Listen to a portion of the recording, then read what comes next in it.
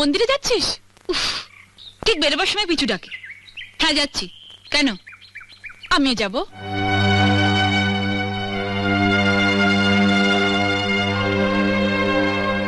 এইভাবে যাবে?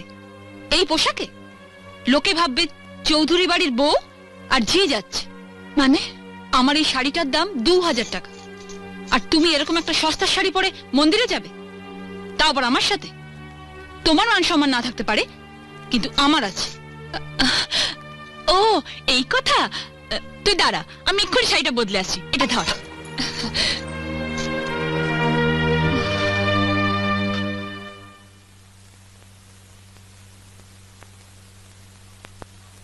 টিয়া আমি রেডি, ঠিক আছে? এ কি, এটা তো আমার শাড়ি। তুমি পরেছো, তোমার লজ্জা করছে না? বলো, দামি শাড়ি পরার যখন অতই শখ, নিজের বরকে বলো না কিনে দিতে। সে মূলত নেই। ভিখারি কোথাকার। কি বলছিস তুই টিয়া?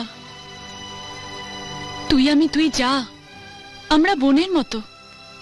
তোর শাড়ি আমি পরবো, আমার শাড়ি তুই পরবি, এটাই তো স্বাভাবিক। থাক দিদি, অনেক হয়েছে। আবার না বলে বসো তোমার বরকে আমি রাখবো, আমার বরকে তুমি রাখবে, সেটাও স্বাভাবিক। টিয়া কি আবার চোখ রাঙানো?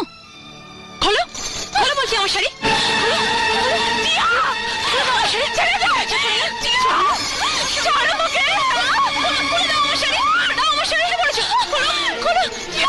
খুলে